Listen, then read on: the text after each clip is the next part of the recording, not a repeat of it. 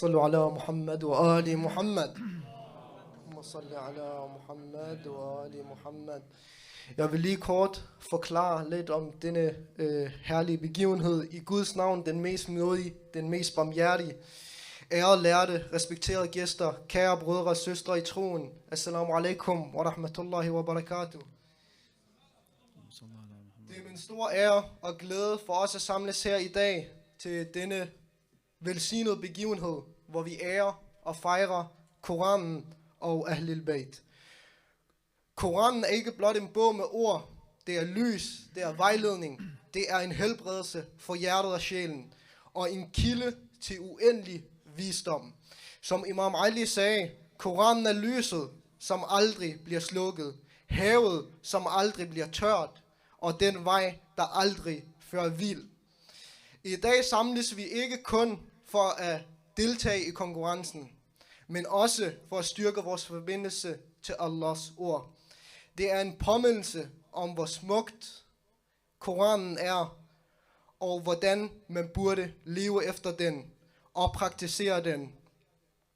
Vi husker også profetens husstandsfolk, som lærte os at forstå og praktisere Koranen. Imam Ja'far al-Sadiq sagde, den, der reciterer Koranen med dyb forståelse, vil få sin sjæl oplyst, og hans hjerte vil blive fuld med visdom. På grund af tiden, så hopper vi direkte over i reglerne til denne konkurrence. Vi har 4 overordnede kategorier, vi kigger ind i. Vi har først og fremmest at-tajwid, hvor der gives 40 point. Vi har as-sawt, altså stemmen, hvordan man reciterer med den, det giver 15 point. Så har vi al-lahn, som også giver 15 point. Og så har vi start 25. Al-lahn, 25 point. Og så al-waqf, det der start og slut, det giver 20 point.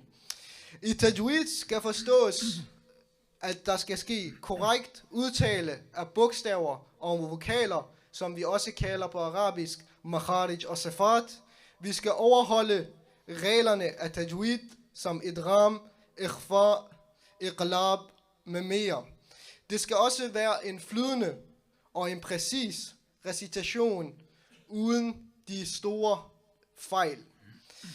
Hvis vi hopper videre til sawt, som også kaldes stemmen, der skal vi se en variation i toneniveauerne. Altså, vi skal udtrykke versene ud fra dens betydning med den rigtige tone. Vi skal også have en kontrolleret vejrtrækning, så vi sikrer en jævn recitation igennem hele ayah. Og så skal rytmen komme naturligt, i stedet for at man presser sig selv til det. Al-waqf wal-ibtida, som navnet siger, vi har først waqf, det er hvordan man stopper. Der har vi i Koranen nogle specifikke steder, som I alle kender. Og der anbefales det, at man gør brug af det, for at undgå al-waqf al-qabih for eksempel, altså den forkerte, eller det forkerte stopsted.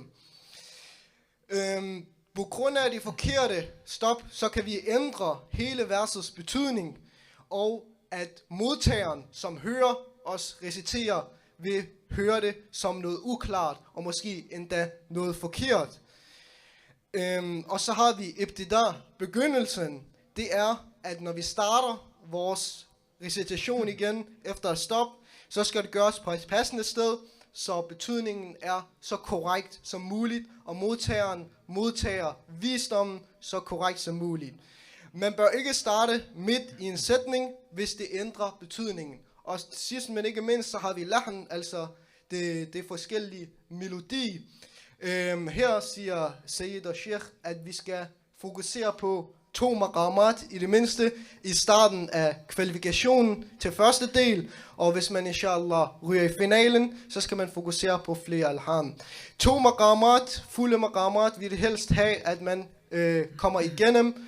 Og så skal rytmerne og tonelejet også være forskelligt, inshallah. Hada wa sallu ala Muhammad wa ali Muhammad.